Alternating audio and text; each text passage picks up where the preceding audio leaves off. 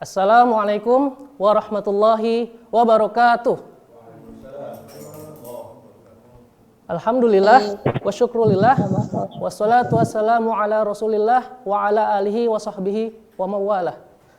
Alhamdulillah, di pagi yang cerah Allah kumpulkan kita di majelis yang mulia dan indah dalam acara yang merupakan program parenting SDIT Lab School Al-Fatah yang didukung oleh Yayasan Al-Fatah Bekasi dengan tema mendidik anak ala Rasulillah Sallallahu Alaihi Wasallam.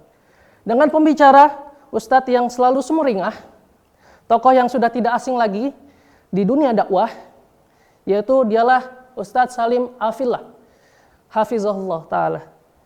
Para ayah bunda yang solih-solihah, izinkan saya Lu'ay Habibi sebagai moderator untuk membacakan sekelumit dari profil beliau.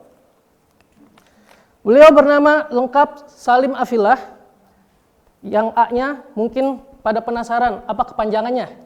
Ya. Bisa ditanya di sesi tanya jawab langsung oleh beliau nanti.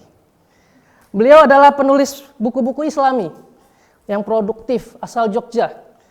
Sejak kecil beliau sudah menggemari dunia literasi. Aktivitas penulisnya sudah ditekuninya sejak pendidikan SMA. Yang saat itu beliau mulai dikenal secara luas dengan bukunya yang berjudul Nikmatnya Pacaran Setelah Pernikahan. Nikmatnya Pacaran Setelah Pernikahan ini adalah buku yang menjadi inspirasi saya. Waktu itu saya sangat ingat seorang teman meminjamkan buku ini kepada saya di ruang OSIS dan saya terkaget-kaget dengan penulisnya. Siapakah penulisnya yang bisa menyusun buku yang serenyah ini gitu, waktu itu saya.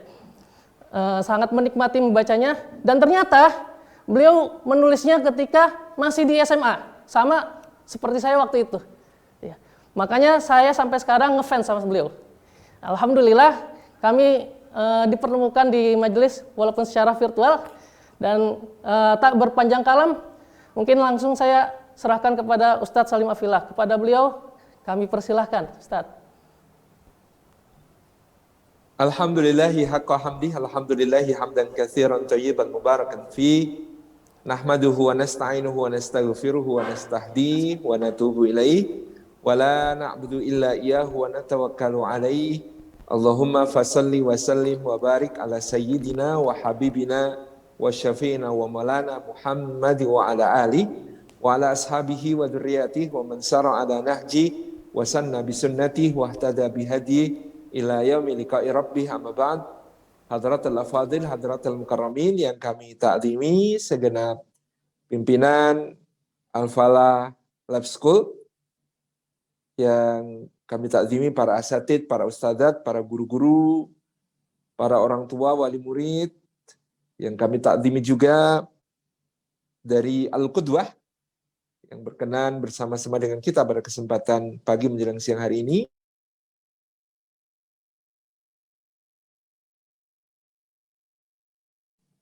Warahmatullahi Habibi, Eskom. Semoga Allah senantiasa memberikan karunia-Nya, limpahan barakah dan rahmat kasih sayangnya kepada kita pada hari ini. Dan kita dihimpun dalam majelis ilmu, meskipun hanya secara daring, secara online, insya Allah tidak mengurangi semua keutamaan bermajelis ilmu yang bisa kita raih dari sisi Allah Subhanahu wa Ta'ala. Semoga setiap langkah yang kita tempuh pada hari ini menjadi pemudah jalan kita semua menuju ke surga. Dan semoga duduk kita semua termasuk taman di antara taman-taman surga. Tempat Allah mencurah-curahkan rahmat-Nya, menaungkan sayap-sayap malaikatnya, menurunkan sakinah ke dalam hati kita dan menyebut-nyebut nama kita semua dengan bangga pada makhluk-makhluk mulia yang ada di sisinya. Hadirin dan hadirat yang dimuliakan oleh Allah Subhanahu wa Ta'ala, Rasulullah SAW, suri teladan terbaik kita adalah orang yang di dalam cucu-cucunya, demikian pula memberikan arahan kepada para sahabat radhiyallahu anhum ajma'in dalam membesarkan mereka. Nabi SAW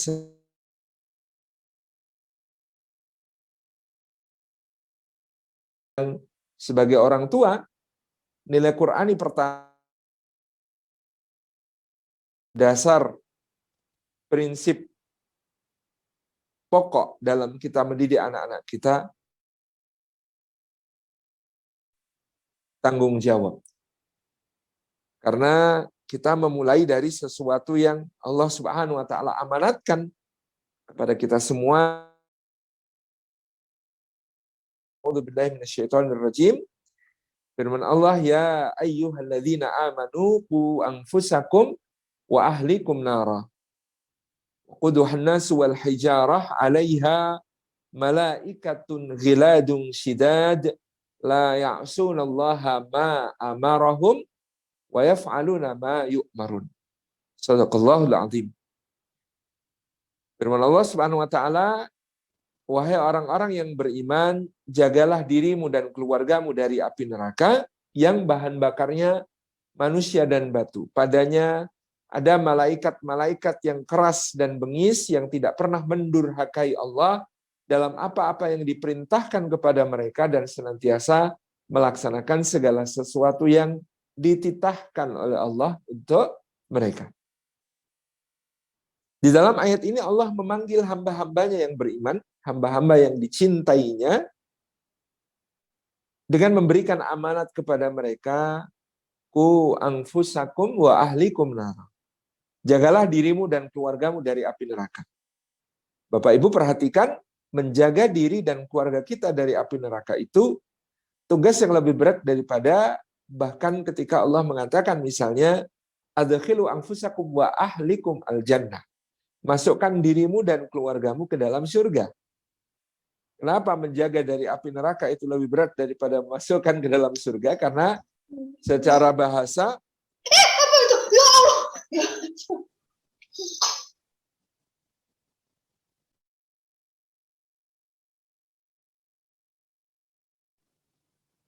secara bahasa memasukkan ke dalam surga itu maknanya adalah bisa yang pertama masuk surga tanpa hisab, yang kedua masuk surga dengan hisab dengan amal-amal soleh yang jauh lebih banyak daripada dosa-dosa, sehingga dia pun setelah dihisab langsung masuk surga. Atau yang ketiga, masuk surga itu dengan hisab, dan ketika dihisab ternyata amal solehnya kalah, pahalanya sedikit dibandingkan dosa-dosa dan kemaksiatannya, sehingga dia perlu dicuci, dibersihkan, disucikan oleh Allah Subhanahu wa taala di dalam api neraka terlebih dahulu sebelum nantinya dimasukkan ke dalam surga karena keimanan yang masih ada di dalam hatinya. Jadi kalau masuk surga kemungkinannya 3. Tetapi kalau jagalah dirimu dan keluargamu dari api neraka, itu cuma opsi pertama dan kedua yang berlaku. Yaitu masuk surga tanpa hisab atau masuk surga dengan hisab dengan amal-amal saleh yang jauh lebih banyak. Karena jagalah dirimu dan keluargamu dari api neraka itu bermakna tadi. Jangan sampai mampir ke neraka, langsunglah masuk ke dalam surga. Masya Allah. Jadi mengapa kita kalau berdoa itu bukan wa adkhilnal jannah semata-mata, tapi waqina adzabannar. Jagalah kami dari api neraka. Karena menjaga dari api neraka itu meliputi lebih, mencakup lebih paripurna daripada sekedar masuk surga. Karena kalau masuk surga bisa mampir ke neraka dulu. Subhanallah, berat itu. Tapi kalau jaga dirimu dan keluargamu dari api neraka, itu maknanya langsung masuk surga. Masya Allah. Ini yang kita paham. Jadi ini ada tanggung jawab yang sangat besar bagi kita orang tua. Sebagaimana dalam hadis Nabi SAW beliau menyebutkan, kullu mauludin yuladu 'alal fitrah fa abawahu yuhawidanihi ayunassiranihi ayumajjisanihi. Setiap bayi yang lahir maka dia dilahirkan di atas fitrah. Makna fitrah itu menurut para ulama yang pertama at-tauhid, fitrah itu mengesahkan Allah. Yang kedua, fitrah itu al-Islam, berserah diri kepada Allah. Yang ketiga, fitrah itu al-mu'ahadah, perjanjian antara hamba dengan Allah ketika dia bertanya, alastu bi rabbikum, bukankah aku ini Rabb kalian? Maka kita semua menjawab, bala syahidna, betul ya Allah, kami menjadi saksi. Dan yang keempat, fitrah itu artinya adalah as-siratal mustaqim atau jalan yang lurus. Wa anallaha rabbi wa rabbukum fa'budu hadza siratul mustaqim. Yang disebut siratul mustaqim, jalan yang lurus itu adalah bahwasanya Allah itu Rabb kami dan Rabb kalian, sembahlah Dia semata-mata. Inilah jalan yang lurus. Jadi jalan lurus itu ya karena Allah yang menciptakan kita, memberi rezeki kita, mengatur segala urusan kita, memiliki diri kita, ya. Maka Dialah yang berhak untuk disembah. Satu-satunya yang berhak diibadahi itu Allah. Itu makna fitrah. Semua anak yang lahir di atas fitrah ini tadi. Tauhid, Islam, siratul mustaqim, muahadah kepada Allah. Fa'abawahu, maka kedua orang tuanya yang akan dimintai pertanggungjawaban yuhawidanihi, kalau menjadikannya Yahudi, au yunasirani, atau menjadikannya Nasrani, au yumajjisanihi, atau menjadikannya Majusi. Subhanallah ya. Ini satu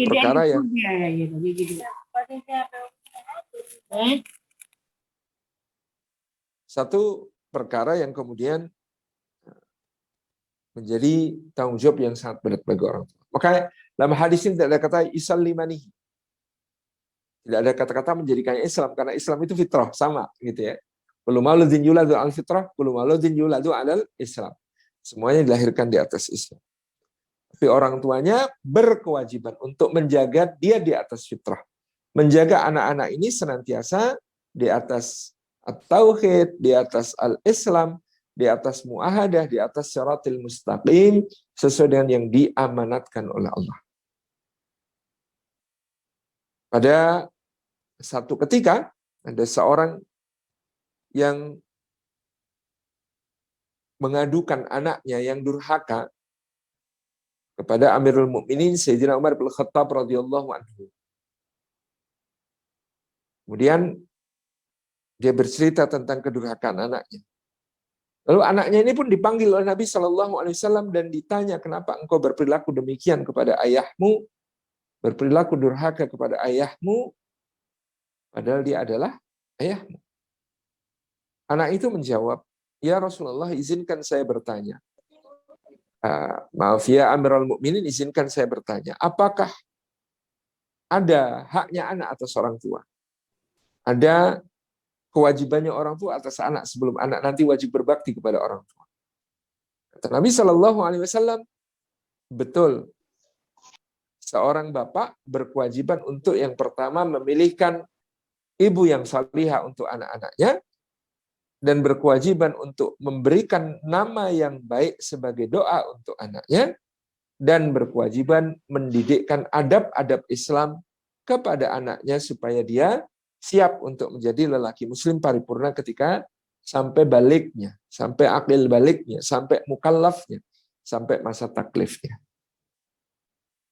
Maka anak itu kemudian berkata, ya Amirul Mukminin, sesungguhnya bapakku tidak pernah memberikan kepadaku apa-apa yang kau sebutkan tadi. Dia tidak memilihkan seorang ibu yang salihah untukku, tapi memilihkan seorang ibu yang banyak bermaksiat. Dan dia juga tidak memberikan aku nama yang baik, justru adalah nama dan panggilan yang buruk. Dan dia juga tidak pernah memberikan kepadaku contoh tentang adab-adab Islam, apalagi mengajarkannya kepadaku. Maka Sayyidina Umar bin Khattab pun mengatakan kepada bapak itu, engkau telah durhaka kepada anakmu sebelum anak itu durhaka kepadamu. Jadi dalam Islam bukan hanya ada konsep anak durhaka kepada orang tua, tetapi ada juga orang tua yang durhaka kepada anak.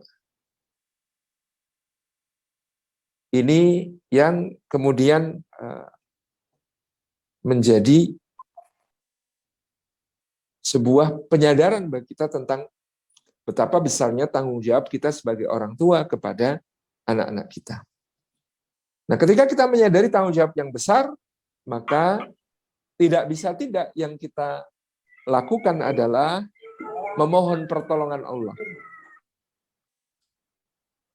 Allah sebagai zat yang mengaruniakan anak-anak itu, yang menciptakan mereka, maka dialah yang kita mintai pertolongan di dalam kita mendidik dan membesarkan anak-anak kita.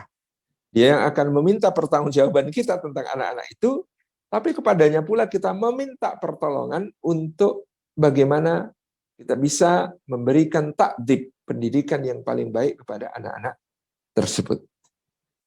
Sehingga kewajiban yang melekat kepada kita setelah menyadari tanggung jawab yang sangat besar sebagai orang tua kepada anak adalah bahwa kita perlu memperbanyak doa-doa kita untuk anak-anak kita. Mendoakan anak, mendoakan keturunan ini adalah begitu pentingnya. Sebagaimana sabda Nabi Shallallahu Alaihi Wasallam, doa seorang nabi untuk umatnya.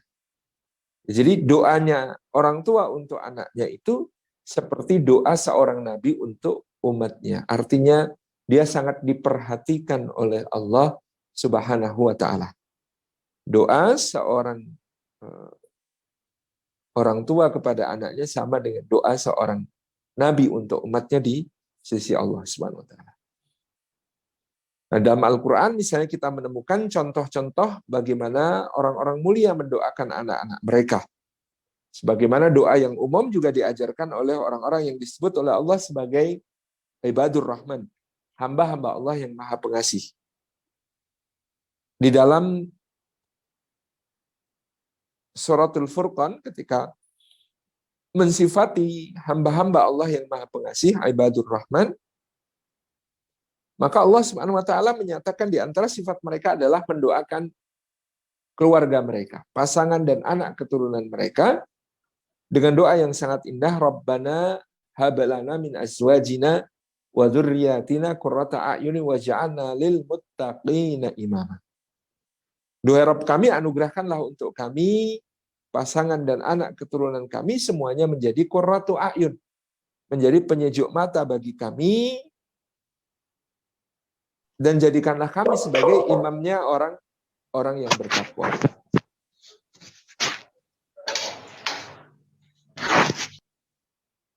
Jadi kita memohon kepada Allah dengan doa yang sangat indah yang telah dicontohkan oleh para ibadur rahman. Pertama-tama memohon agar pasangan kita dan anak keturunan itu menjadi qurratu a'yun. Apa itu qurratu a'yun? Secara harfiah bermakna penyejuk mata, tetapi para ulama memberikan sifat dia menyejukkan hati sebelum menyejukkan mata, karena mata adalah jendela hati. Maka dimaknai sejuknya mata kita ketika memandang pasangan kita dan anak keturunan kita itu bukan semata-mata karena penampakan fisiknya, melainkan disebabkan karena iman dan takwanya di dalam hati, amal-amal ibadah yang dia lakukan dengan anggota badannya, dan akhlak mulia yang dia tampilkan di dalam pergaulannya bersama kita. Jadi ketika kita mendoakan mereka menjadi qurratu a'yun, itu berarti kita mendoakan mereka supaya dianugerahi iman dan takwa, dianugerahi ketaatan beribadah, dianugerahi akhlak yang mulia.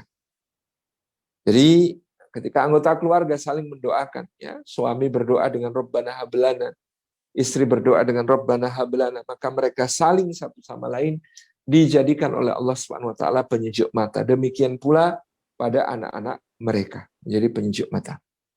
Dan qurrah ain atau qurratu a'yun ini menurut hadis, ya, sebagian ulama menakwili hadis Nabi SAW tentang cinta, yang dijadikan kecintaanku pada dunia kalian ini itu pada wewangian dan istri, dan dijadikan qurratu ainku itu pada salat. Wa ju'ilat qurratu aini fis salati, dan dijadikan qurrah ainku itu pada di dalam salat. Ini menunjukkan qurrah ain itu lebih dari sekedar cinta.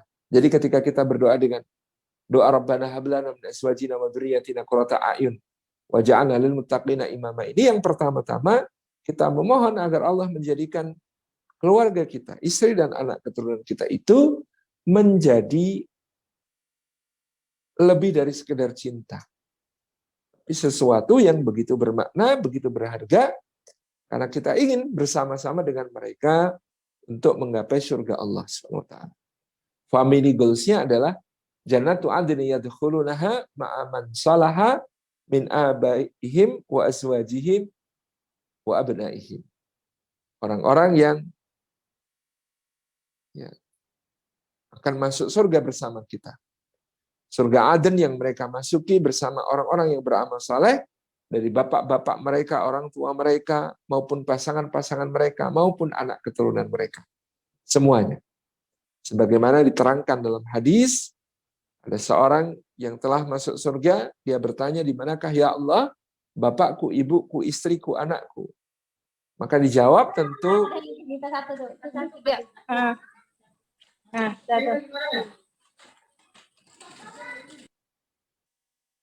kedudukan mereka di dalam surga tidak seperti kedudukanmu. Karena amal-amal saleh mereka di dunia, dulu di dunia tidak seperti amal-amal solehmu.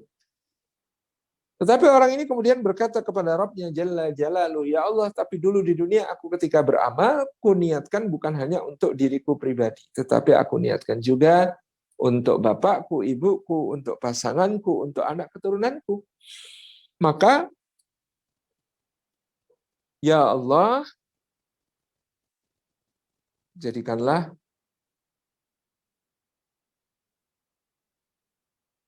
mereka bersamaku di dalam surga ini, karena mereka menyertai di dalam niat-niat amal solehku itu. Permohonan ini dikabulkan oleh Allah Subhanahu wa taala sehingga mereka dihimpunkan di dalam surga yang sama kelak. Ini relationship goal dan family goals kita semua ya, yaitu alladzina amanu wa taba'athum dzurriyyatuhum biiman alhaqna bihim dzurriyyatahum. Orang-orang yang beriman dan anak keturunan mereka mengikutinya di dalam keimanan, maka Allah Subhanahu wa taala akan pertemukan mereka, himpunkan mereka di surga yang sama.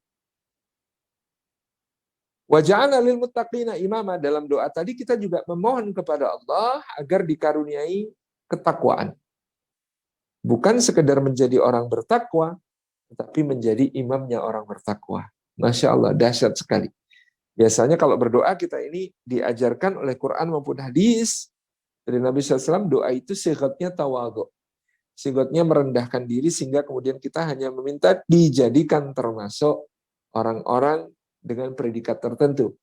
Misalnya waja'alna minal mutatahhirin, waja'alna minat tawwabin, waja'alna min ibadikas salihin, waja'alna min warasati jannatin na'im. Ya.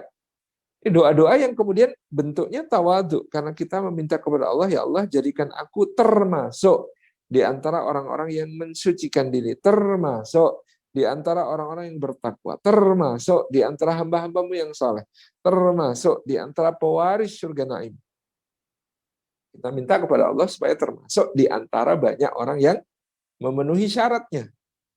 Tetapi dalam doa yang diajarkan para ibadur rahman ini, yang dikutip oleh Allah dalam suratul Furqan ini, ternyata kita diajari doa wa ja'alna lil muttaqina imama, dan jadikanlah kami imamnya orang-orang yang bertakwa. Jadi tidak sekedar menjadi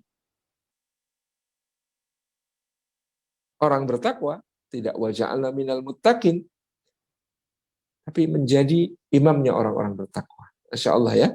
Ini doa yang ambisius dan diajarkan oleh Allah Subhanahu wa taala kepada kita untuk menjadi ambisius dalam perkara yang sangat penting, yaitu menjadi orang yang bertakwa. Sekaligus juga doa ini berarti isyaratnya mudah-mudahan seluruh keluarga kita dijadikan orang bertakwa, lalu kita dijadikan pemimpin di antara orang-orang yang bertakwa tersebut. Karena takwa ini adalah pilar-pilar nilai yang sangat kokoh dalam menjaga keluarga kita. Nanti akan kita lihat bagaimana takwa ini menjadi hal yang sangat penting dalam mendidik anak-anak kita. Tapi kita juga bisa berkaca kepada doa-doa yang lain dari orang tua yang lain untuk mendoakan anak-anaknya. Misalnya kata Rabbi habli minas salihin, Rabbi habli min ladunka dzurriyyatan thayyibah. Ya Allah, anugerahkanlah kepada kami anak-anak yang saleh. Ya Allah, anugerahkanlah untuk kami dari sisimu keturunan-keturunan yang baik, yang thayyibah, gitu ya. Ini doa-doa yang kemudian patut kita ucapkan. Bahkan ya ini saya belajar dari istri saya. Kalau istri saya kalau lagi marah kepada anak, semarah-marahnya kalimat yang keluar adalah Rabbi habli minas salihin. Anaknya bikin berantakan apa gitu ya, dan apa, atau mungkin nyakitin adiknya, atau mungkin nakalin temennya, atau mungkin kemudian hal-hal tertentu yang kemudian dianggap itu bikin marah, maka yang keluar dari lisan adalah yang baik-baik. Rabbi habli minas salihin. Ya Allah, anugerahi kami anak yang saleh. Ya, Rabbi habli min ladunka dzurriyyatan thayyibah. Ya Allah, anugerahkanlah untuk kami keturunan yang baik. Ini yang menjadi pengajaran penting bahwa berdoa bukan hanya di saat kita senang, ataupun di saat kita susah, ataupun di saat kita membutuhkan, ya, tetapi berdoalah juga ketika kita sedang marah dan ucapkan kalimat yang baik sebagai doa untuk anak keturunan kita. Semarah apapun jangan sampai yang keluar dari lisan kita adalah doa keburukan. Syekh Abdurrahman As-Sudais ketika menceritakan kisahnya waktu kecil dengan menangis, beliau bercerita ketika kecil ibunya ini membuat adonan kue yang akan dihadiahkan kepada tetangga-tetangga. Kemudian adonan kue ini ditata di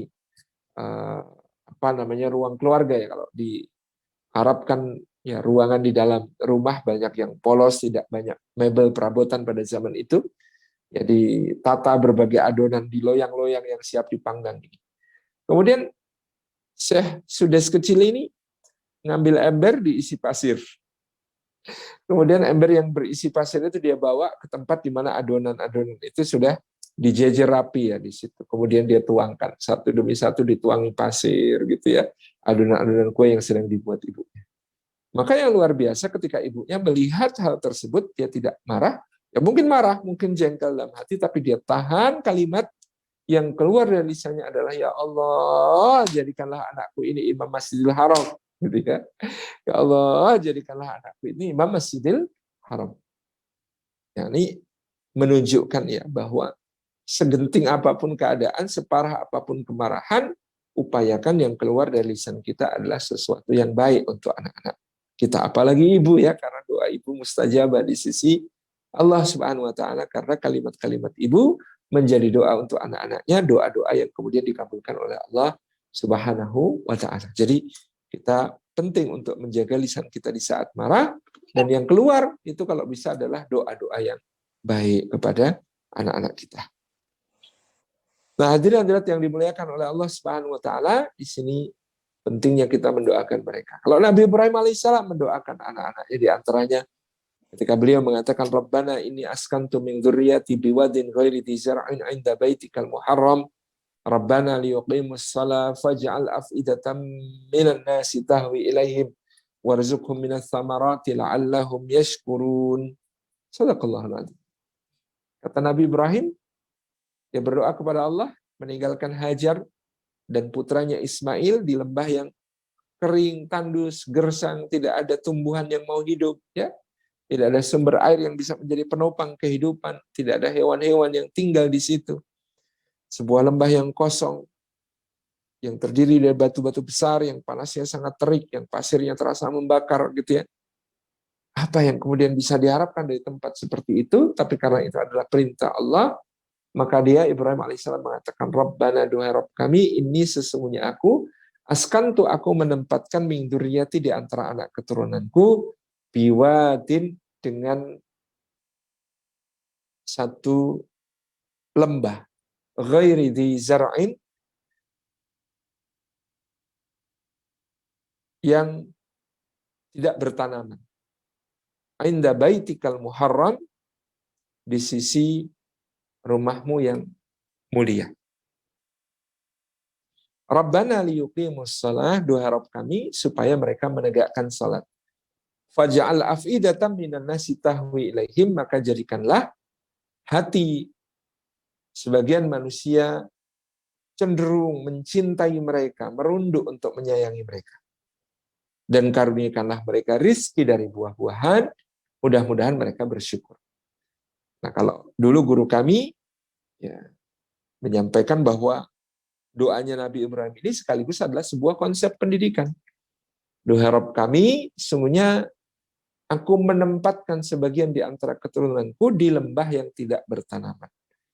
Jadi anak-anak kita ini penting juga untuk kemudian dididik tidak serba ada, tidak selalu keturutan, tidak selalu apa-apa dipenuhi, tidak selalu apa-apa tersedia, tidak selalu apa-apa mudah, gitu ya.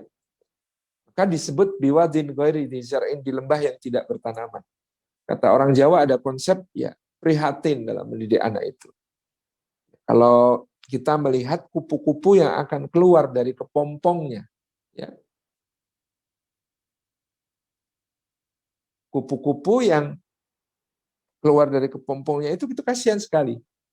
Bahasa Jawa itu pekah-pekuh, ya, berusaha keras untuk keluar, nggak bisa-bisa gitu ya. Dia menggerak-gerakkan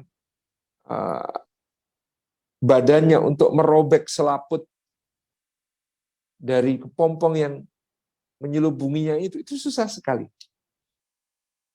Tapi kalau kita kasihan kemudian menolong, mencoba untuk memudahkan si kupu-kupu ini keluar, caranya adalah dengan mengambil gunting. Lalu kita gunting kepompong itu supaya si kupu-kupu bisa keluar.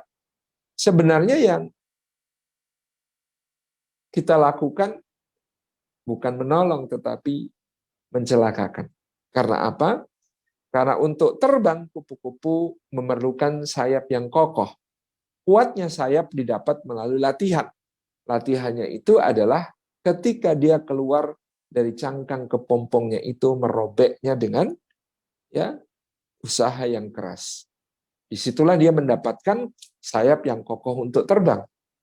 Nah, kalau proses itu kita tolong, kita bypass, kita potong kepompongnya sehingga mereka keluar dengan mudah, maka otot-otot sayap itu tidak memiliki kekuatan yang cukup untuk terbang. Sehingga kupu-kupu ini tidak akan bisa terbang. Karena kupu-kupu ini tidak bisa terbang, ya sudah, hanya tinggal soal waktu, dia dirubung oleh semut-semut lalu binasa. Ini yang kemudian akan terjadi. Demikian pula kepada anak-anak kita, kalau anak-anak kita terbiasa, apapun yang diinginkan saat itu bisa dipenuhi, apapun yang dimaui, segera sudah itu langsung didapatkan, dan lain sebagainya, tentu ini akan menjadi pendidikan yang tidak baik. Pendidikan untuk prihatin, terbatas, dikenalkan mau berusaha, mau berjuang, itu penting. Inda baitikal muharram, di sisi rumahmu yang mulia. Nah, tapi kalau untuk suasana kondusif dalam rangka berketaatan kepada Allah, kita perlu mendesain anak-anak kita itu tinggal di tempat yang memudahkannya untuk menyembah Allah, untuk menegakkan salat. Rabbana liyuqimus shalah, ya Allah, supaya mereka mudah untuk menegakkan salat. Jadi hidupnya anak-anak dalam suasana kondusif, untuk beribadah dalam suasana kondusif, untuk kemudian belajar, ya, memahami hal-hal yang baru, belajar ya dengan pengalaman-pengalaman baru yang bisa memperkaya hidup mereka, ini penting. Kita carikan tempat di mana ibadah itu terasa mudah dan kondusif. Inda baitikal muharram rabbana liyuqimus shalah, yaitu ya Allah, supaya mereka nanti menjadi orang-orang yang menegakkan salat. Faj'al afidatan minan nasi tahwi ilaihim. Maka jadikannya ya Allah hati manusia itu merunduk, menyayangi, mencintai mereka. Kita tidak mungkin hanya mencintai anak kita sendirian kalau ingin anak-anak kita itu kelak akan menjadi orang yang bermanfaat di masa yang akan datang. Tapi kita perlu mohon kepada Allah agar anak-anak kita juga dicintai oleh orang-orang yang baik, disayangi oleh lingkungan yang baik, disupport untuk menjadi orang baik oleh suatu masyarakat yang baik. Itu yang sangat kita perlukan. Sehingga faj'al af'idatan minan nasi tahwi ilaihi.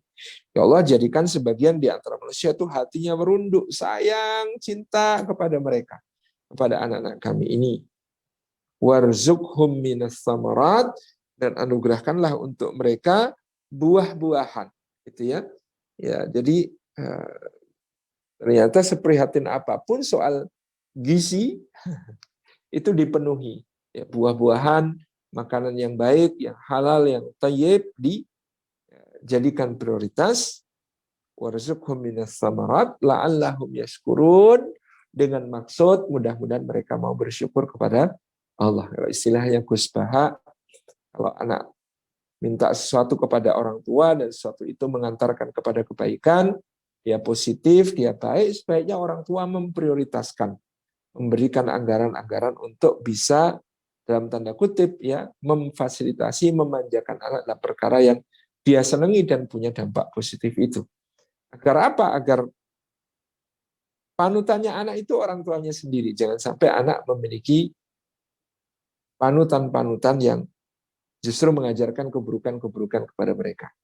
Kalau orang tua jadi panutannya anak, karena orang tua itu dianggap yang memberikan fasilitasi, memberikan kebaikan-kebaikan yang banyak kepada anak, maka anak akan taat, anak akan patuh, anak akan mencontoh teladan-teladan kebaikan yang dibawa oleh orang tuanya. Gitu ya. Sebaliknya, sesoleh apapun orang tua memberikan contoh, tetapi kalau orang tua ini tidak menjadi panutan bagi anak-anaknya, karena dia mungkin kasar kepada anak, karena dia mungkin pelit kepada anak-anaknya, bakhil kepada anak-anaknya, tidak memenuhi apa-apa yang diinginkan oleh anak-anaknya, padahal itu adalah kebaikan dan tidak bertentangan dengan syariat, kata Gus Bah, tentu anak itu akan mencari idola yang lain, mencari panutan yang lain yang kemudian tentu kita tidak tahu akan mengajarkan nilai macam apa kepada anak-anak kita. Jadi kalau kita ingin anak-anak kita ini ya mengikuti value, nilai-nilai yang kita yakini, kita ajarkan, di antaranya adalah warzuqhum minas tsamarat. Kita perlu memfasilitasi hal-hal yang terbaik yang bisa kita hadirkan untuk anak-anak kita itu supaya mereka berkembang. Saya sering menyampaikan kepada para orang tua, kalau anak kita punya hobi yang positif, segera fasilitasi. Dia senang fotografi, belikan kamera yang memadai. Dia senang desain grafis, belikan komputer yang memadai untuk desain.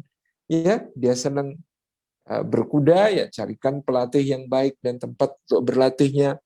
Dia senang memanah, ya jadikan kemudian dia memiliki busur yang bagus, yang standar, yang memadai untuk melakukan panahan yang baik dan seterusnya. Mencarikan tempat komunitas berlatih bersama yang baik dan lain sebagainya. Itu menjadi satu hal yang sangat kemudian diingat oleh anak dan nantinya akan menjadikan dia taat dan mengikuti apa-apa yang menjadi contoh-contoh kebaikan dari orang tuanya. Jadi ya warzuqhum minas tsamarat la'allahum yashkurun, mudah-mudahan mereka bersyukur.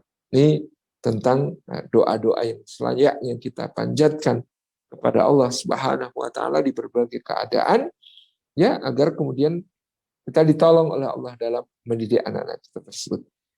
Karena kita tidak bisa mengawasi anak-anak kita 24 jam, Allah yang bisa. Karena kita tidak bisa mendampingi anak-anak kita 24 jam, Allah yang bisa. Karena kita tidak bisa terus-menerus untuk bersama dengan mereka, tetapi Allah bisa. Karena umur kita terbatas, tetapi Allah itu abadi. Maka kita bisa menyerahkan ya kelak anak-anak kita itu menjadi orang-orang yang mulia, orang-orang yang baik dari pengajaran ya guru-guru yang baik sekaligus dari bimbingannya Allah Subhanahu wa taala seperti dalam doa-doa kita. Ini yang kedua. Yang ketiga poinnya tadi sudah kita singgung adalah tentang takwa dan kalimat yang lurus. Kita bisa membaca dalam Surat An-Nisa ayat yang ke-9. Ketika Allah Subhanahu wa taala berfirman, "A'udzubillahi minasyaitonir rajim, wal yakhshal ladina law taraku min khalfihim dzurriyyatan dhi'afan khafu 'alaihim falyattaqullaha wal yaqulu qawlan sadida." Maka hendaklah takut orang-orang yang meninggalkan generasi di belakang mereka dalam keadaan lemah, yang mereka senantiasa khawatir keadaannya. Maka hendaklah mereka bertakwa kepada Allah dan hendaklah mereka mengucapkan perkataan yang lurus, perkataan yang lempeng. Ini adalah firman Allah Subhanahu wa taala kepada Rasul-Nya sallallahu alaihi wasallam ya untuk diteruskan kepada kita sebuah peringatan, hendaklah takut orang-orang yang meninggalkan di belakang mereka generasi yang lemah yang senantiasa mereka khawatiri keadaan. Obatnya falyattaqullaha wal yaqulu qawlan sadida. Obatnya hendaklah mereka bertakwa kepada Allah dan hendaklah mereka mengucapkan perkataan yang lurus. Jadi Bapak Ibu yang dirahmati oleh Allah Subhanahu wa taala, ini adalah yang kemudian kita pahami sebagai sebuah pengingat penting bahwa kita meninggalkan anak-anak kita seperti apa nantinya. Kalau dalam keadaan lemah dan membuat kita senantiasa khawatir, maka Allah memberikan peringatan di sini. Dan ayat ini, ayat ke-9 surat An-Nisa, oleh Allah Subhanahu wa taala diletakkan di tengah pembahasan tentang al-faraid atau hukum waris. Sehingga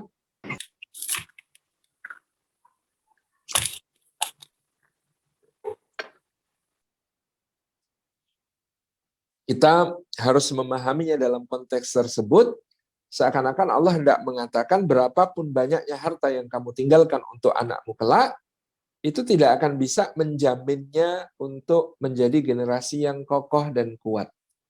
Tapi mereka tetap bisa menjadi generasi yang rapuh, yang senantiasa dikhawatirkan oleh orang tuanya. Maka selain meninggalkan warisan berupa harta, seorang bapak dan seorang ibu hendaknya memperhatikan peringatan ayat ini, yaitu falyattaqullaha, hendaklah bertakwa kepada Allah, wal yaqulu qaulan sadida, dan hendaklah mengucapkan perkataan yang lurus. Jadi ini yang sangat penting untuk menjadi pengingat bagi kita bahwa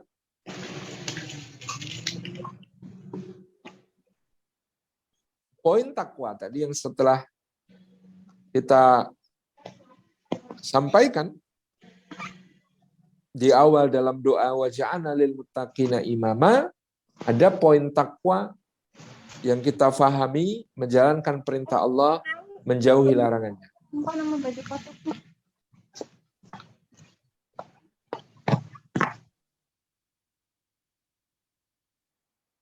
Sehingga kita dalam kehidupan berumah tangga dan berkeluarga, salah satu kunci pokok yang akan menentukan kebaikan anak-anak kita adalah juga kebaikan orang tuanya. Dalam menjaga hak-haknya Allah, dalam menjaga perintah dan larangan Allah. Banyak orang tua ingin anaknya menjadi seperti Al-Imam Asy-Syafi'i rahimahullah ta'ala. Tetapi tidak banyak orang tua yang ingin seperti orang tuanya Imam Asy-Syafi'i rahimahullah ta'ala. Misalnya dalam kehati-hatian soal asupan halal dan haram, ya. Misalnya dalam bagaimana mereka beribadah dan mendoakan anak-anaknya, bagaimana kemudian mereka melaksanakan amalan-amalan nawafil setelah yang fardu dengan begitu gigihnya dan memohon kepada Allah untuk menjaga anak-anak mereka, ya. Demikian pula mereka, ya, kemudian kurang memperhatikan perkara-perkara terkait bagaimana menjaga dirinya dari dosa-dosa. Nah, dalam bahasa Jawa ada kata tirakat, ada kata mujahadah, kamera di Zoom. ada kata riyadhah, berlatih dan melatih diri kita untuk senantiasa dalam keadaan ketaatan kepada Allah Subhanahu wa taala, dan itu kita niatkan untuk juga anak keturunan kita. Karena dalilnya sangat kokoh di dalam surat Al-Kahfi, di mana Allah Subhanahu wa taala menyampaikan bahwa seorang bapak yang saleh membawa kemanfaatan yang besar bagi anak-anaknya. Dalam kisah Nabi Musa dan Khidir alaihi wassalam, di mana kemudian di episode terakhir, ya ada sebuah dinding yang hendak runtuh, maka Khidir pun menegakkannya. Kenapa? Karena di bawahnya ada simpanan harta untuk 2 orang anak yatim yang tinggal di kota tersebut. Apa alasannya sampai Allah mengirim seorang Rasul Ulul Azmi dan gurunya yang seorang Nabi yang mulia untuk menyelamatkan harta yang kelak akan dinikmati oleh kedua anak yatim itu? Atas karomah apa sehingga Allah mengirim 2 orang Nabi untuk menyelamatkan harta yang kelak akan dinikmati oleh kedua anak yatim itu? Ternyata karena wakana abuhuma salihan, karena bapak mereka berdua pada dulunya adalah orang soleh. Bahkan sebagian mufassir mengatakan yang dimaksud bapak di situ bukanlah bapak kandung langsung, tetapi adalah kakek ketujuh dari kedua anak yatim tersebut. Kebaikan, kesolehan, kemuliaan kakek ketujuh ini masih terasa sampai keturunannya yang ketujuh, sampai cucunya yang ketujuh merasakan manfaat dengan dikirimkannya 2 orang nabi dan rasul yang agung untuk menyelamatkan hartanya. Kemudian hadirin hadirat yang dimuliakan oleh Allah Subhanahu wa taala, ya. Setelah falyattaqullaha, maka ada kata-kata wal yaqulu qaulan sadida. Yang terpenting yang kemudian menjadi bekal pendidikan yang sangat kokoh bagi anak-anak kita kelak adalah hendaknya orang tua konsekuen dan konsisten. Konsekuen di dalam mewujudkan apa yang menjadi kata-kata dan pengajarannya, yang jujur dan apa adanya dan konsisten. Jadi bagaimana kemudian bicara kepada anak dengan lempeng, dengan benar, dengan jujur. Konsekuen seperti yang dicontohkan oleh seorang bapak pada masa Rasulullah SAW, yang bapak ini dipuji oleh Rasulullah sebagai min ahlil jannah. Yaitu seorang bapak yang menggantungkan cambuknya di atas pintu rumah, kemudian dia berkata kepada anak-anaknya,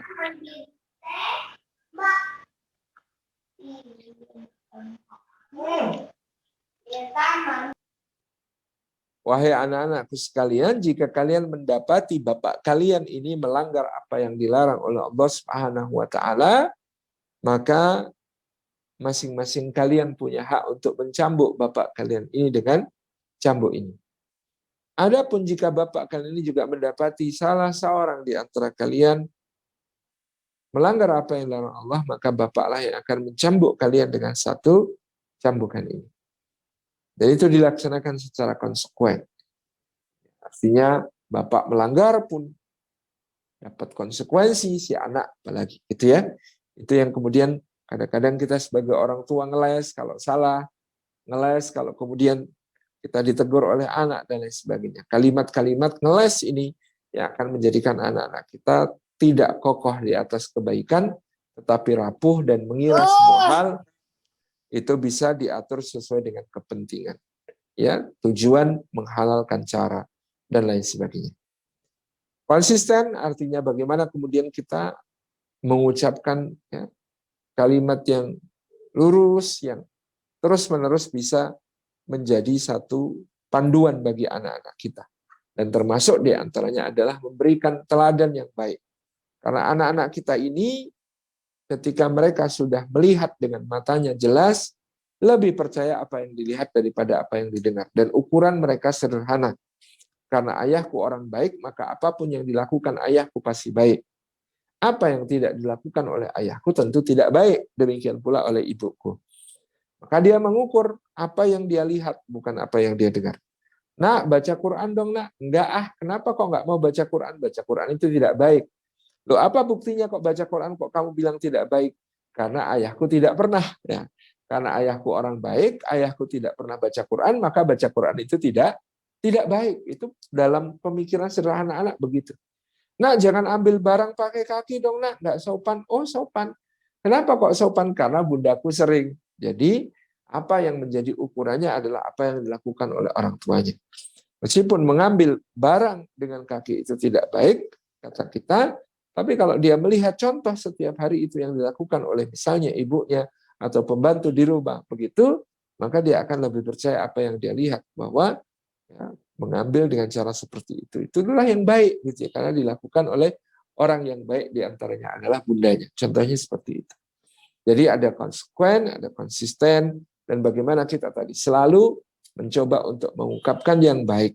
Jangan menghalangi mereka untuk tumbuh dan berkembang menjadi orang-orang dengan kapasitas yang besar, kapasitas yang tinggi.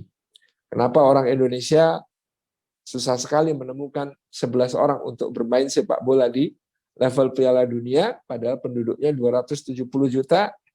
Konon karena ibu-ibu Indonesia sejak kecil ngomong kepada anak-anaknya, jangan lari-lari, nanti jatuh. Kenapa? Ya, jangan lari-lari, nanti jatuh. Sudah ditakut-takutin dulu kalau lari nanti jatuh. Padahal pekerjaan pemain bola 90% adalah lari-lari. Makanya orang Indonesia tidak ahli lari. Karena apa? Karena sejak kecil sudah dibilang jangan lari-lari nanti jatuh. Sudah begitu ketika jatuh betulan, itu dimarahi lagi. Tuh kan Bunda bilang juga apa? Makanya jangan lari-lari. Nah, sudah dibatalkan bakatnya untuk berlari, ya sudah berlari jatuh pun disalahkan lagi. Ya, semakin anak ini tidak berani mencoba hal baru, tidak berani mengambil resiko, tidak berani untuk melakukan hal-hal yang kemudian bisa mengubah hidupnya, gitu ya, mengambil zona-zona yang di luar zona nyaman. Itu yang kemudian sangat disesalkan kalau kita sampai kemudian menghalangi dengan kata-kata kita. Atau kata-kata misalnya ya, mengajarkan kepada anak kita hal yang tidak betul, seperti ketika dia jatuh, lalu ayahnya bilang, oh ini batunya nakal ini, dah, gak usah nangis, ini yang batunya nakal, dah ini udah ayah bales, udah ayah pukul batunya, biar nggak nakal lagi. Ya batu, kamu bikin adik jatuh ya, gitu. Nah kita sedang mengajarkan kepada anak kita untuk blaming others, suka menyalahkan yang lain, padahal batu itu di situ nggak ngapa-ngapain, tidak bersalah apa-apa. Tapi kita jadikan sebagai ya tumpuan kesalahan sebagai kambing hitam. Maka anak-anak ini yang kalau akan kemudian belajar apa-apa bisa nyalahin orang. Kok nilai matematikamu cuma 6 dek? Ya, soalnya gurunya killer sih, Mak. Gurunya killer itu cuma kata-kata yang diubah dari kata-kata habis batunya nakal, gitu ya. Oh, kata-kata kemudian ketika anak jatuh, kemudian dikatakan, no, nggak apa-apa, nggak sakit, cuma kayak gini aja kok, nggak sakit ya, ada ya, nggak nangis ya, gitu.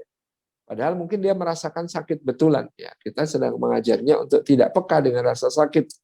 Ketika melihat nanti orang menderita, dia akan mengatakan, Allah cuma kayak gitu aja kok, nggak apa-apa. Lihat saudara kita di Palestina yang sedang menderita, apalagi di musim dingin, nah cuma kayak begitu. Paling victim itu Israel itu nggak salah, memang salahnya orang Palestina sendiri itu, gitu ya. Dan lain sebagainya. Karena apa? Karena kemudian dia dibiasakan untuk ya tidak peka kepada apa yang dia rasakan, ya kepada apa yang dirasakan oleh orang lain juga. Jadi kalau anak kita jatuh ya kita perlu untuk ya, kalau dia sakit kita peluk sebentar.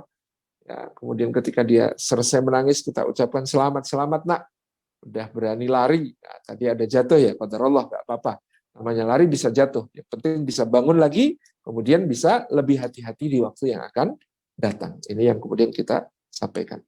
Terakhir, ayah bunda sebagai poin adalah kita bisa mengajarkan apapun kepada anak-anak kita kalau kita melandasi pendidikan itu dengan ungkapan rasa syukur, baik kepada Allah dan juga kepada anak-anak itu sendiri. Di dalam surah Luqman ketika Allah menunjukkan betapa luar biasanya kurikulum pengajaran Luqman untuk anak-anaknya berupa tauhid, ya bunayya la tusyrik billah, berupa muraqabatullah, ya bunayya innaha in takum mithqala habbah, berupa ibadah, ya bunayya aqimis shalah, berupa akhlak, wala tusair khaddaka linnas, berupa adab, waqsid fi masyika waqtud min sautik, itu ya, itu 5 kurikulumnya Luqman dalam mendidik anak-anaknya, tauhid, muraqabatullah atau pengawasan dan konsekuensi dari Allah, yang ketiga adalah ibadah, yang keempat akhlak, yang kelima adab. Itu kurikulumnya. Tapi sebelum bicara tentang kurikulum itu, ternyata Allah mengatakan walaqad ataina luqmanal hikmata anishkur lillah wa may yashkur fa innama yashkuru li nafsihi wa man kafara fa innallaha ghaniyyun hamid. Dan telah kami anugerahkan satu hikmah kepada Luqman.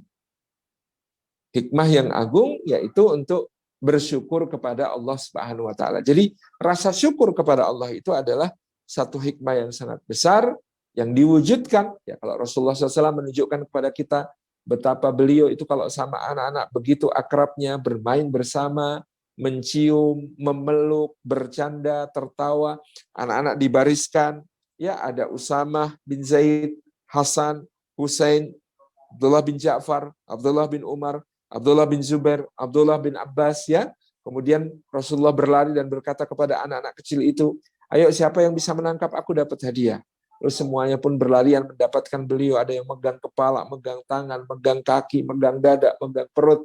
Kemudian Rasulullah mengatakan, semuanya dapat hadiah. Tahu Rasulullah mengungkapkan syukur itu dengan anak itu diizinkan bahkan ketika beliau sedang lelah-lelahnya pulang dari sebuah perjalanan jihad, Hasan dan Husain langsung menaiki punggungnya menjadikannya kuda-kudaan keliling rumah. Atau bahkan Umamah binti Abil As itu digendong ketika salat, diletakkan ketika rukuk, diambil lagi lalu ketika i'tidal, diletakkan ketika sujud dan seterusnya. Atau anak-anak ini kemudian ya bahkan Husain naik ke punggung beliau menjadikan beliau kuda-kudaan. Ketika beliau sedang sujud mengimami di Masjid Nabawi dan beliau tidak mengangkat kepalanya, menunggu Husain puas dan turun sendiri dari punggung Rasulullah SAW. Ya, beliau minta maaf, mohon maaf tadi saya menunda mengangkat kepala dari sujud karena Husain sedang menjadikan saya sebagai kuda-kudaannya. Saya tidak ingin memutus kesenangannya sehingga saya tunggu sampai dia turun dengan sendirinya baru saya kemudian bangkit dari sujud saya, gitu ya. Jadi ini gambaran betapa Rasulullah SAW mengajarkan kepada kita keakraban yang luar biasa, ya, kelekatan yang dekat dengan anak-anak kita, melakukan aktivitas-aktivitas fisik bersama secara intensif, ya, sebagai bagian dari syukur itu. Tentu juga diikuti dengan kata-kata, karena kata-kata adalah ungkapan rasa syukur yang juga indah. Menyampaikan kepada mereka, nak, terima kasih menjadi anak yang soleh hari ini, terima kasih sudah menjadi kakak yang soleh, terima kasih sudah menjadi adik yang soleh, ya. Mudah-mudahan nanti dengan doa-doanya Mas dan adik, ya, ayah dan bunda diampuni dosanya oleh Allah dan dimasukkan ke surga. Kita gambarkan betapa berharganya mereka, betapa bernilainya mereka ada di sisi kita semua.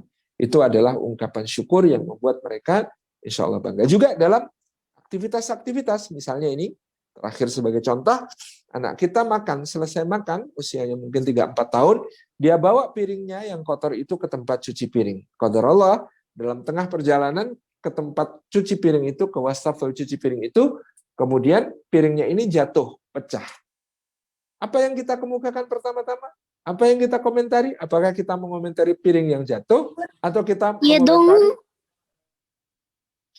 kita mengomentari inisiatifnya untuk membawa piring ke tempat cucian? Nah, mayoritas orang tua, tuh kan benar, makanya udah bunda aja yang bawa, jatuh kan, pecah kan. Nah, banyak dari kita mengomentari kecelakaannya, qadarallahnya.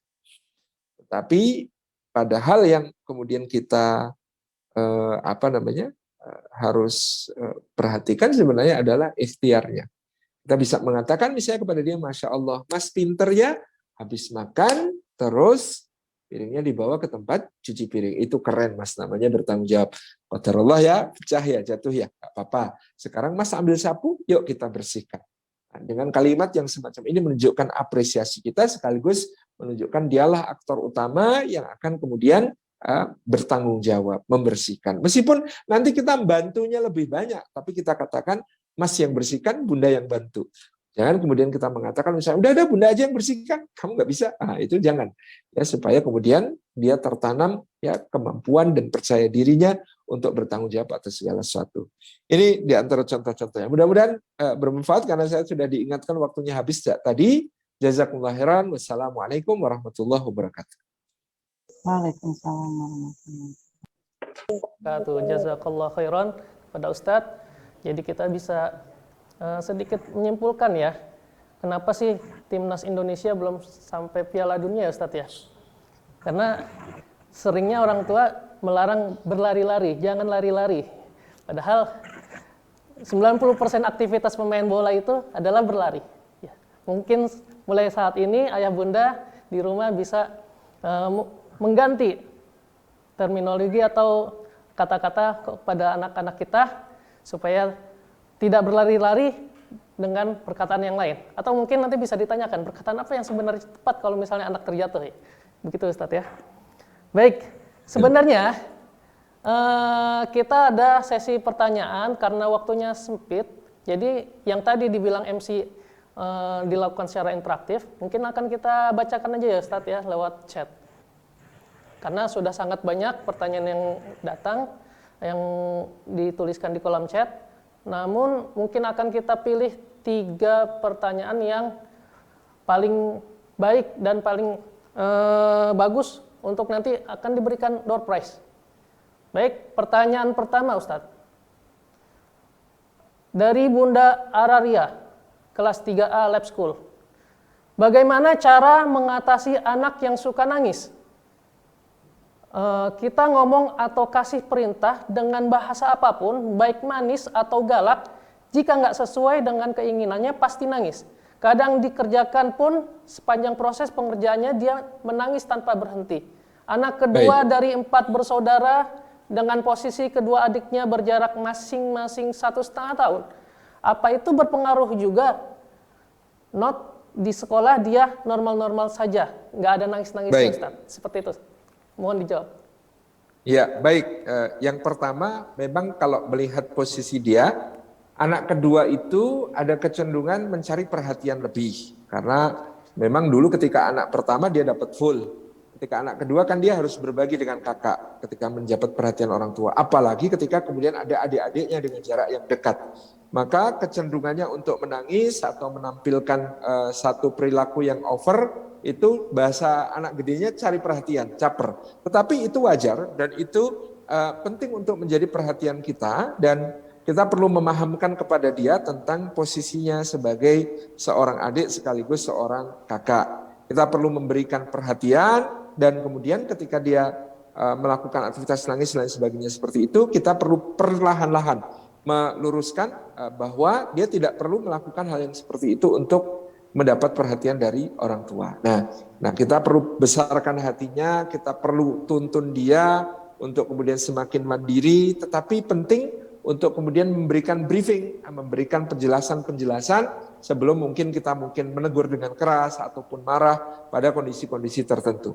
Saya kira itu untuk lebih lanjut bisa berkonsultasi pada psikolog anak atau psikolog perkembangan, karena memang anak pada kondisi ini mungkin dia pernah mengalami sesuatu yang membuat dia tadi mengulang-ulang nangis, karena dia mungkin merasa kalau saya nangis saya dapat perhatian lebih, sehingga kemudian dia mengulang-ulang aktivitas menangis ini sini untuk mendapatkan perhatian lebih tersebut.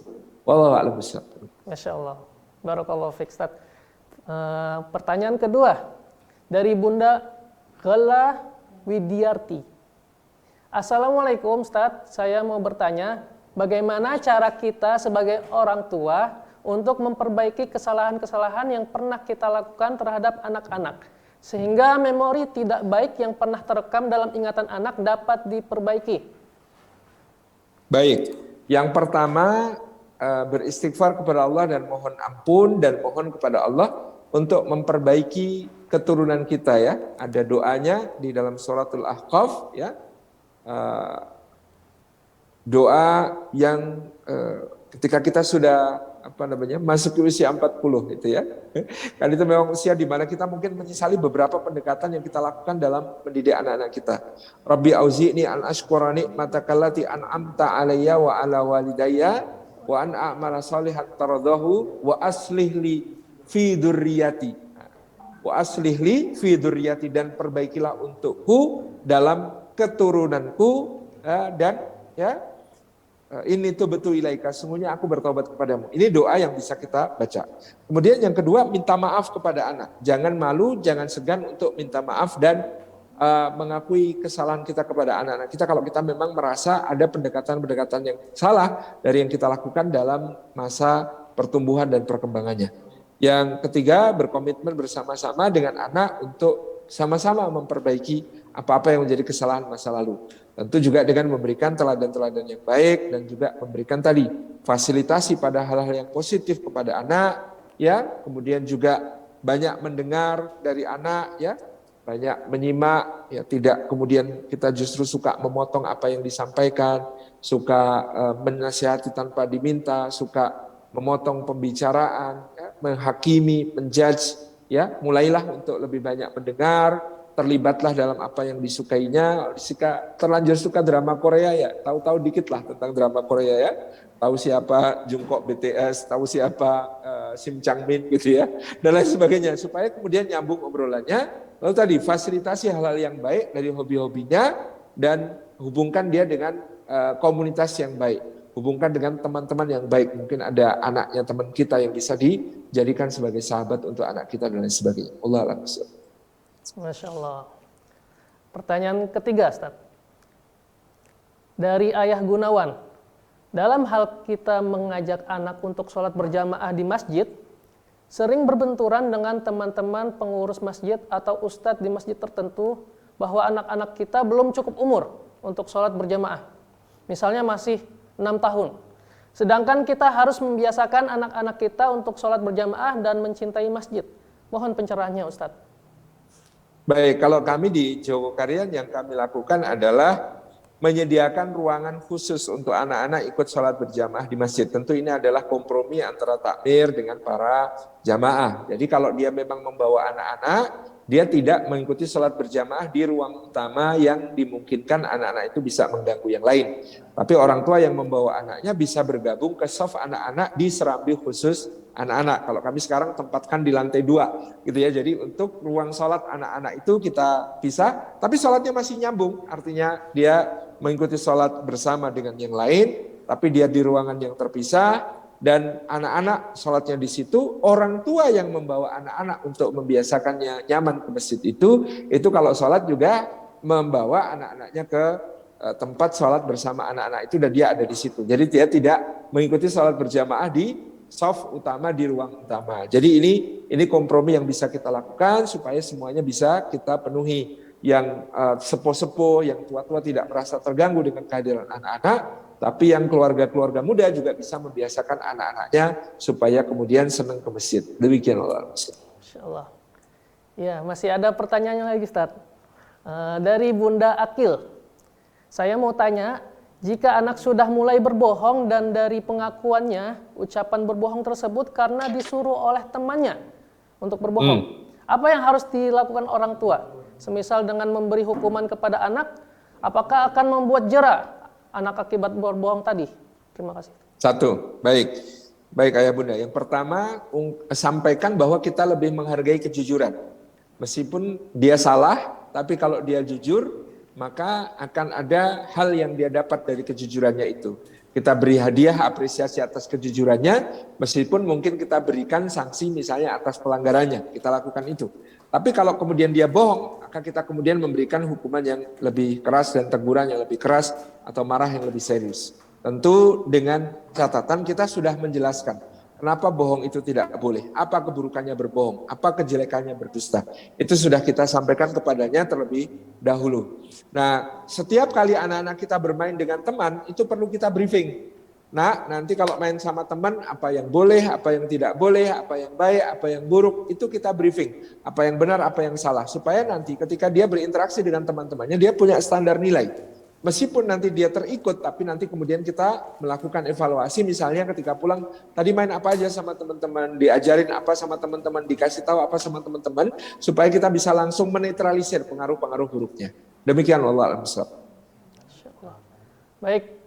Masih ada pertanyaan dari terakhir Bunda mungkin Ustaz ya. Kenapa Ustaz? Satu terakhir karena iya. di sini sudah ada. Baik. Di Jogja sudah zuhur sepertinya ya, Ustaz. Ya. Ya mohon maaf Ustaz. Mungkin satu lagi, semoga berkenan dari Bunda Sata dan Salia. Apakah secara Islam itu baik mengajarkan anak menyelesaikan masalahnya sendiri? Kalau memang baik, dari umur berapa kita harus mengajarkan anak untuk menyelesaikan masalahnya sendiri? Demikian Ustaz. Baik, tentu orang tua membimbing, tapi tentu mengukur dari kedewasaan anak-anak tersebut, bagaimana kemudian yang bisa dia hadapi, bisa dia ikuti, ya, bisa dia atasi dari masalahnya. Orang tua memberikan keleluasaan, tanggung jawab, tetapi sekaligus membimbing dan memberikan arahan-arahan. Itu keseimbangannya. Allah Al-Masrab. Alhamdulillah.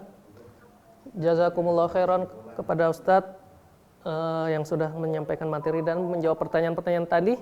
Alhamdulillah di SDI Telab School Al-Fatah sudah menerapkan kurikulum berbasis tauhid, Ustadz. Dan kami sangat bangga dan sangat senang ketika Ustadz telah menyampaikan materi bahwa Luqman Al-Hakim juga menyampaikan materi-materi atau kurikulum mengajarkan anak-anaknya secara kurikulum tauhid. Dan itu yang juga kami ajarkan di sini, alhamdulillah. Dan demikian seluruh rangkaian acara di sesi utama kita, sesi materi, yaitu terima kasih kepada Ustadz Salim Afila yang telah menyampaikan materinya, jazakumullah khairan. Dan kami akan menyerahkan beberapa hadiah untuk penanya tadi yang terbaik, yang bisa semuanya memang bagus-bagus memang, tapi nanti akan ada ya, insya Allah akan dapat nanti diberikan oleh MC ya, insya Allah akan disampaikan oleh MC. Maka saya undur diri, kepada semuanya. Saya kembalikan kepada MC. Assalamualaikum warahmatullahi wabarakatuh. Ustadz, pamit ya Ustadz ya. Jazakumullah khairan, Barakallah. Ustadz. Jazakumullah khairan. Baik.